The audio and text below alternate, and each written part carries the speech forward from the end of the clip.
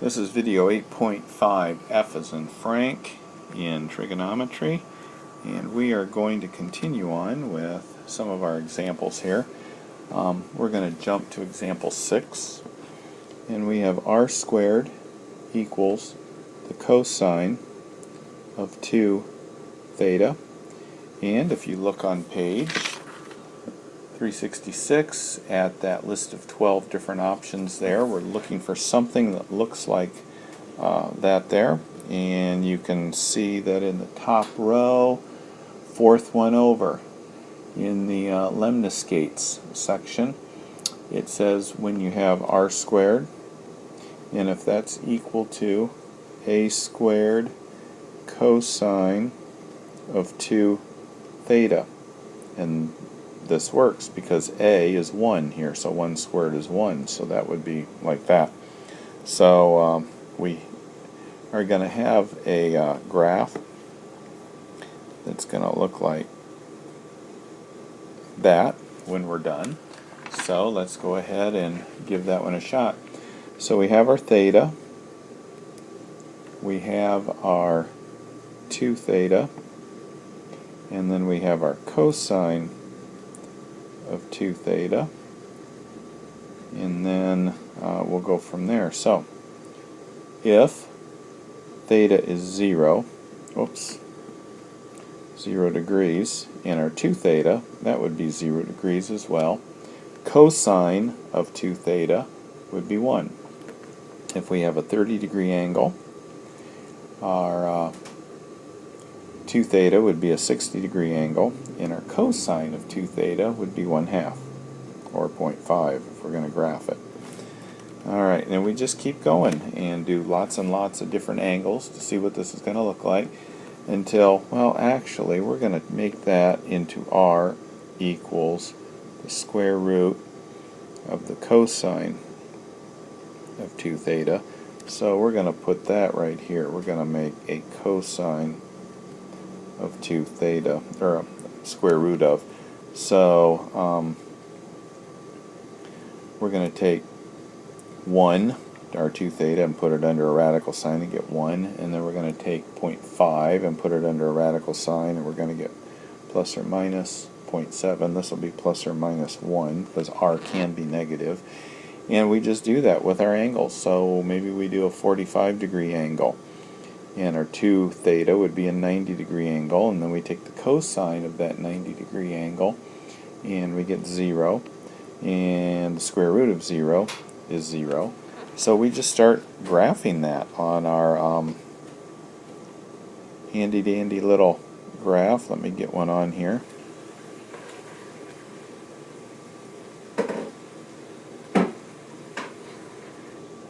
Alright, so we've got our graph right here. And we go to our r value of plus or minus 1, and we have our angle at 0. So let's go ahead and make this bigger.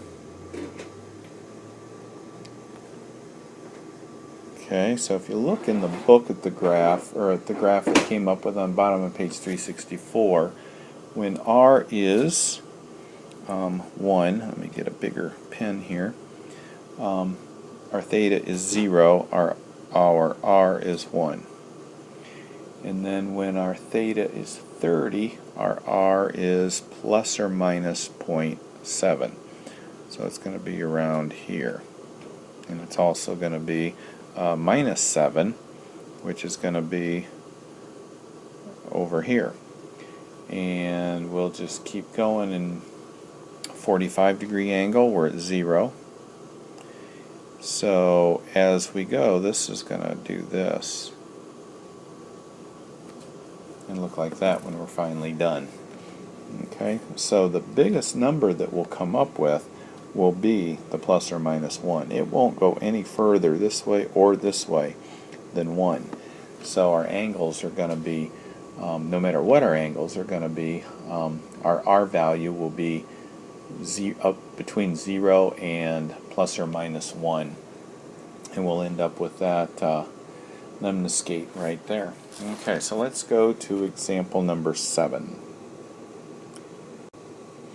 Number 7 gives us r equals 2 theta. Now notice there are no trig functions in this. We just have r equals 2 theta. So what we're going to end up doing is we're going to come up with, let me make my pen a little bit smaller. We're going to have our, well, they're asking us to do it in radians. So we're going to have our theta, and let's just, they start with negative pi, which is negative 180 degrees, negative pi over 2, and negative pi over 4, and then they do 0. So let's do that. And then they do the same numbers, or other numbers with positive. So if r is 2 pi, or 2 theta, we're going to put r equals 2 theta. So if theta is negative pi, it would be 2 times pi, which is going to be negative 6.3. And then 2 times pi over 2, which is going to be negative 3.1. And then negative 1.6. And 0 is going to give us 0. And then we start with, positive numbers, pi over 3, and we're going to multiply that times 2 and get 2 pi over 3, or 2.1. And pi over 2, we're going to stick that in here and multiply that by 2, and we just get pi, so 3.1516, or just 3.1. So we have this whole list there. So again, we're going to look at our thetas, and this is how long our r values are. And when we're done and we get this all graphed, we get a graph that is going to look like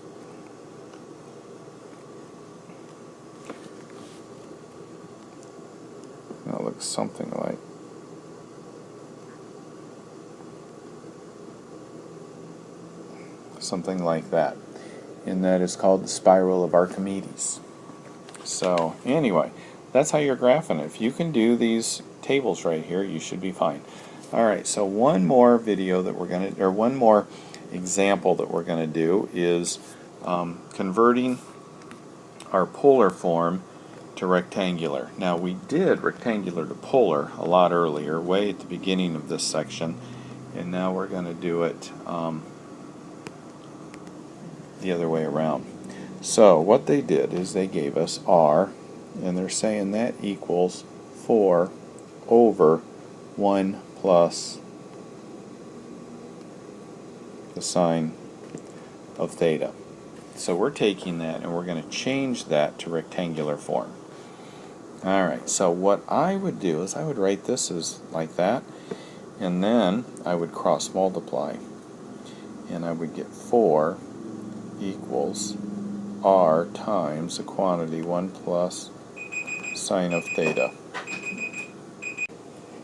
Okay, so now we're going to distribute that r. So 1 times r is r plus r sine of theta. And then I'm going to factor, or I'm going to substitute. If you remember from way back when, we said that r equals the square root of x squared plus y squared. So I'm going to substitute that there.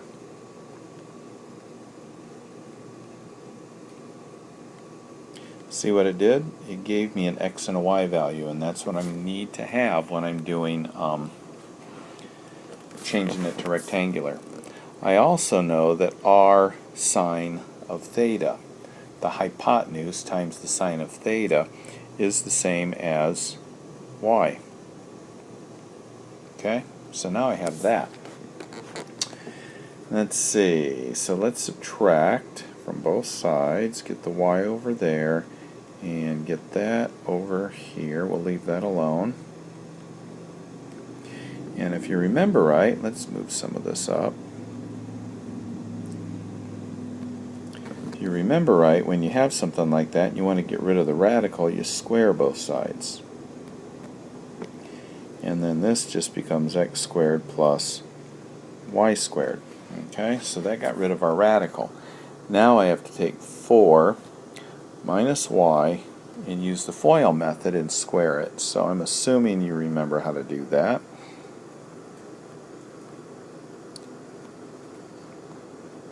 And that gives me that. Alright, so let's set this equal to x. So my y's will cancel. So that leaves me with 16 minus 8y equals x squared. And in fact, I can even go further than that. I can factor out a negative, I can factor out an 8. And I'm left with 2 minus y equals x squared. And that's pretty much where I'm at there. And now that it's in rectangular form, you can go ahead and graph that, and you end up with a parabola.